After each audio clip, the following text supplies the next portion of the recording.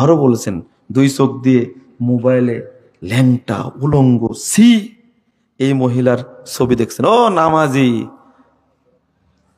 ও নামাজি, নামাজ পড়ে এসে টিভির সামনে দেখেন। এখন তার টিভি লাগে না, বাড়িতে টিভি নাই, ওয়াইফাই আছে, ডিশ লাইন আছে। কত নোংরা চেহারা দেখছে। বাংলাদেশের একটা লজ্জা একটা মহিলা আছে নাকি সবচেয়ে খারাপ, একটা বেশ্যা মহিলা আছে বাংলাদেশের নাকি সবচেয়ে খারাপ মহিলা। এর চেয়ে জঘন্য কোনো মহিলাই নাই। ওই মহিলার ফলোয়ার আপনারা সবাই। বাংলাদেশে মানুষ হলো 18 কোটি, আর ওই মহিলার ফলোয়ার নাকি কত, ফলোয়ার নাকি ভিউ, ফলোয়ার হলো 21 কোটি। হ্যাঁ, কারা কারা এগুলো? বেঈমান, সব বেঈমান। এই নোংরা অসভ্য এই জঘন্য বেশ্যা মহিলার তুমি ফলোয়ার হলে কেন?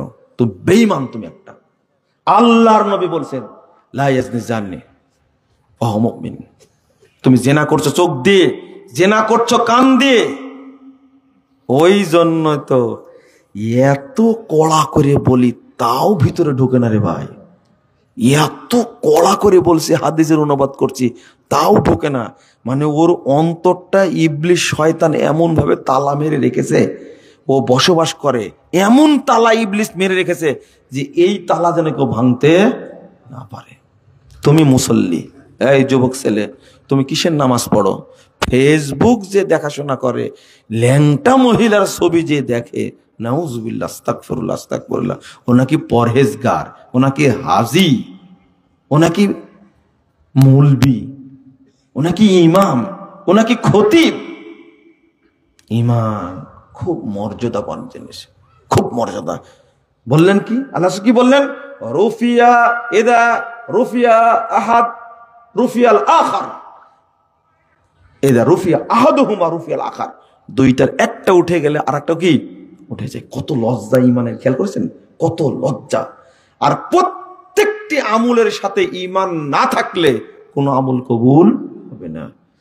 মান সামা রমাদান ঈমানা ওয়া ইহতিসাবা, আছে না ইমান সাথে? আরে আজানের জবাব দিচ্ছেন, এই জবাবটাও যদি ইমানের সাথে না হয় বাতিল। আল্লাহ রাসূল সাল্লাল্লাহু আলাইহি ওয়াসাল্লাম বলেছেন খামসুন মান ফাআলা বিঈমানিন ফাআলাহুন্না বিঈমান। পাঁচটা জিনিস যে ব্যক্তি ইমানের সাথে করবে, আমি প্রত্যেকটাই প্রমাণ দেব আপনাকে। সব জায়গায় আল্লাহ রাসূল বলেছেন সালাত, সিয়াম, হজ, যাকাত। কয়টা হলো? 4টা। এই 4টার কথা এই হাদিসটাতে এসেছে। ইমানের সাথে যদি কেউ করে তাহলে কবুল হবে, আর ইমান ছাড়া যদি করে কবুল হবে না। এখন যেটা বলছিলাম,